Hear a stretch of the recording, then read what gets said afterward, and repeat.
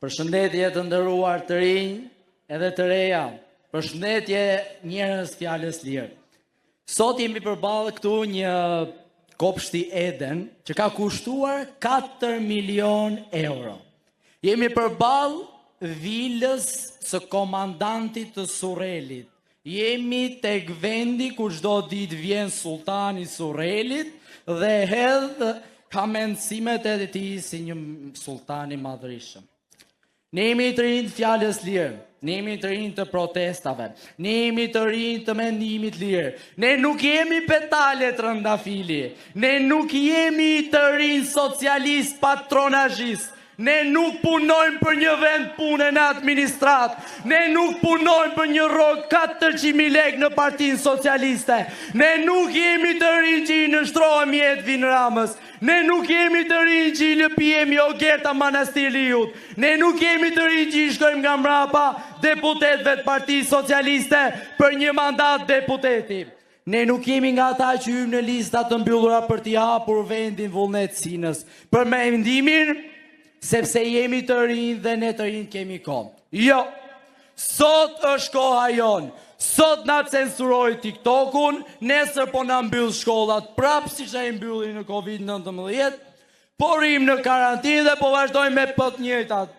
Edvin Rama, ti deri në 11 maj mund të mbyllësh Instagramin, mund të mbyllësh TikTokun, mund të mbyllësh YouTubein, mund të mbyllësh çdo lloj rrjeti social, po ki parasysh një gjë, që kur të mbyllësh TikTokun, në fund ke për të marrë nocrokun. Kur të mbyllësh TikTokun, në fund do të biesh në knet. Kur të mbyllësh TikTokun, në fund do të të haj bufi i knetës si një insekt zvarranik, si një zvarranik pa shtyll kurrizore, që e vetmja gjë që ti të bësh janë llafet që pik në gjesit, falli që ti hedh te kafenet e lagjes dhe ata që ti imiton. Edvin Rama me sa di unë në live në TikTok del Kozaku, del Suada Muça, po nuk janë këta të rinj shqiptar. Ta kesh një të qartë, ai që lën nam, ai që fëlliq veten, ai që fëlliq kombin, ai që fëlliq shqiptarët, ai që fëlliq të gjithë të rinj, ai që ka hequr të rinj dhe i ka çuar në emigracion, je ti. Fëllësira e këtij kombi je ti. Njeriu më i keq në këtë komb je ti. Njeriu më banal je ti. Njeriu më ordiner që mund t'jesh je ti. Unë jam i ri i fjalës lirë. Nuk dal të bëj like as ty dhe as ndo kujt tjetër, por një gjë ta kesh sigur, se nga gjithë ta të rinj që janë këtu në Çesh, nga gjithë ta të rinj që dalin në protesta, kam për të dhënë nocrokun në mënyrën më të fuqishme në 11 maj, si kryeministri më bastard që ka ekzistuar ndonjëherë.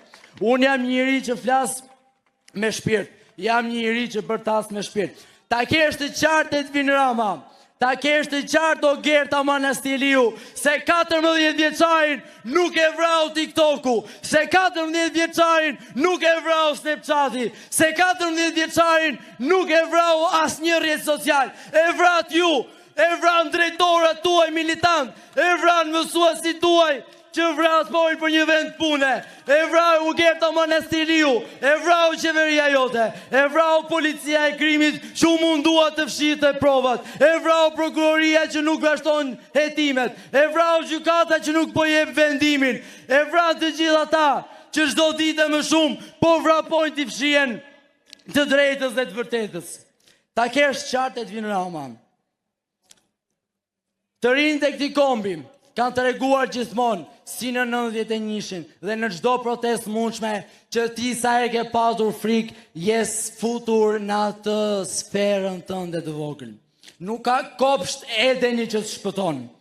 Nuk ka as Amerikan, as Europian, as Gjerman, as George Soros. Nuk ka bir nëne dhe bir kumbulle të të shpëtoj ty nga të rinj shqiptar, të shpëtoj ty nga shqiptarët, të shpëtoj ty nga vota e lirë, të shpëtoj ty nga fjala e lirë, të shpëtoj nga kritika, të shpëtoj nga shpifjet e qeverisë tënde banale. Edvin Rama, ti e ke Edvin e ke bërë Edi, po ta kesh një gjë të qartë. Korrupsionin e qeverisë tënde nuk e fshet TikTokun. Ogerta Manastiriu nuk ta fshet TikTokun. Erbena Ahmetaj nuk ta fshet TikTok-un. Vangjur Dako nuk ta fshet TikTok-un. As Safet Gjisi nuk ta fshet TikTok-un. Po as Lalieri nuk ta fshet TikTok-un, sepse ata janë në burg bashkë kolegë një grup parlamentar. Sot ti u më tentove të sjellësh ato mediat e tua të blera, por një gjë ta kesh sigurt. Që të rinë nuk trenden. Sot jemi kaq në shesh, do t'jemi dhe më shumë dhe kjo është e sigur, por një gjë është akoma dhe me sigur, se banaliteti, gjua jote ordinere, mënyra se si ti i drejtohesh njerëzve, mënyra se si tallesh me pensionistët, mënyra se si tallesh me mësuesit, me drejtorët, me pedagogët, me mjekët, me policët, me administratën, që i detyron të duart trokasin për ty, që i detyron të quajnë veten Petale Trëndafili, që i detyron të quajnë veten ministra dhe zëvendës ministra kur duan të bëjnë lajka për të marrë vend punën. Unë dua ta mbyll me një diçka të bukur të një aktori që bëri një kombinim këtu edhe në protestat e naftës. O Edvin Rama, kur i shikon gjithë ta të rinë në shesh, nga cila anë do flesh? Natën e mirë, fitore 11 maj dhe poshtë bufrit, zvarranikët, qelësirat, ordinerët e qeverisë. Faleminderit.